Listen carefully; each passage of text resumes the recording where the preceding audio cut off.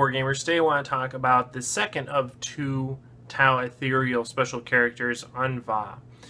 But before I do that, I want to say thanks for watching. If you like this video, go ahead and hit the like and subscribe buttons, and don't forget to hit the notification bell as well.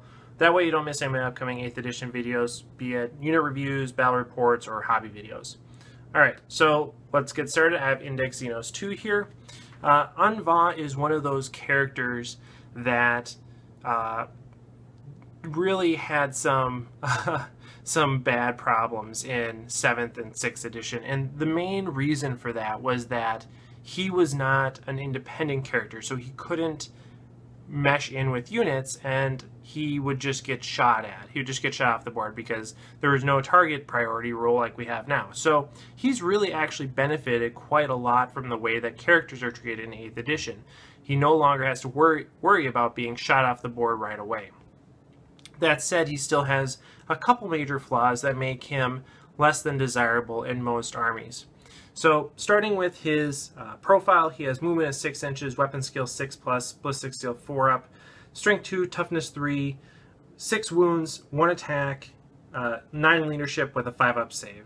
So he's weak and frail even for a Tau, which I think is thematic and makes sense, but it's just kind of funny. Like, he's strength 2, he's not even strength 3.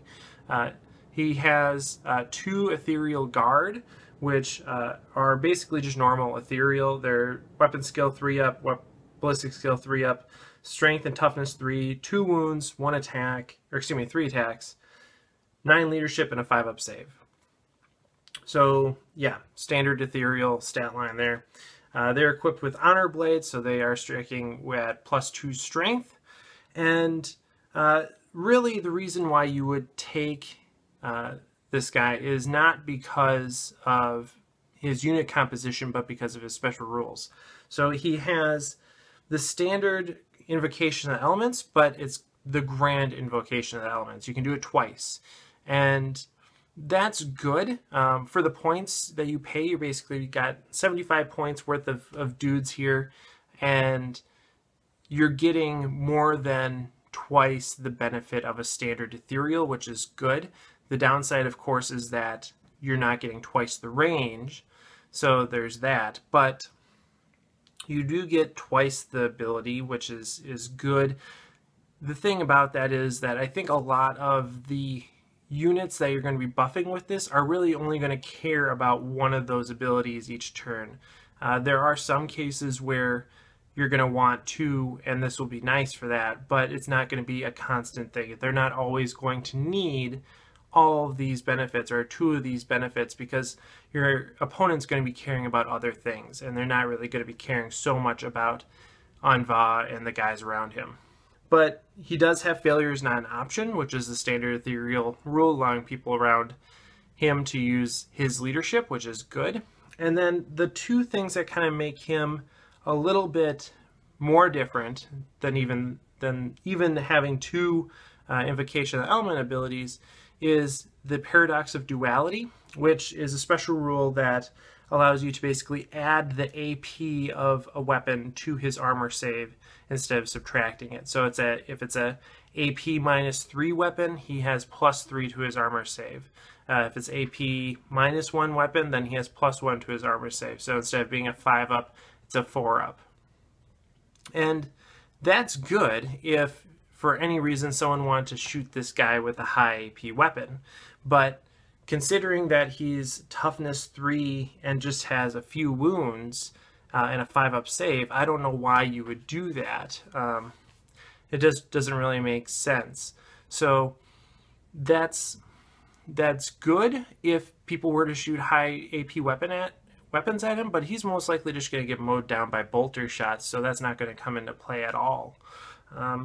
Then the Supreme Loyalty special rule is a rule that allows nearby units to reroll failed morale tests. And this is probably the best of his special rules because morale can really suck. But 8th edition is an edition that favors small unit sizes. And a lot of the Tau units in particular are going to be small unit sizes. You're going to take 3 crisis suits, you're going to take 1 ghost keel, you're going to take 1 broadside, you're going to take 1 storm surge, you're going to take, you know, a few a few Pathfinders in a squad. Really, the only thing you're going to be taking a bunch of are Fire Warriors, probably. And if a squad of Fire Warriors gets shot at, you're going to be losing a lot more than just a couple here or there. So chances are, the times that you're going to use the Supreme Loyalty ability, it's not going to make that big of a difference, because you're either going to be there or you're not. You're either going to be fine and not have to worry about morale, or you're going to get mowed down and it's going to suck either way. And either way, if you roll it, you know, it's going to be too bad, so sad. See ya, buddies. So it's good, but not overwhelmingly good. I don't think it actually has that great of an application to most armies most of the time. That said, I think there would be some really nice play for Aun'Va with Breachers. They're a unit that are going to want to have multiple Invocation of Element abilities. They're going to benefit from having his morale and leadership boosts more often, because they're going to be up close and personal. And he would actually also do well with Crisis Suits, just helping them out a little bit more with their mobility and durability. But that said, he can't deploy with either of those. I don't want to give up space in a Devilfish for Aun'Va and his dudes. Like, that's not going to happen. I'm going to take 3 more Breachers instead of taking those guys. And he can't deep strike with Crisis Suits, so there's no point there. So I really don't see a good application for Aun'Va, even though he's a lot better than he was in terms of not being shot off the board turn 1. He's still not really fitting in with the army in the way that I would want him to, in order to see him as a valuable asset to the army. So there's that. Unfortunately, I don't think you're going to see Aun'Va a lot. But thanks for watching. Let me know what you think in the comments below. And of course, happy wargaming.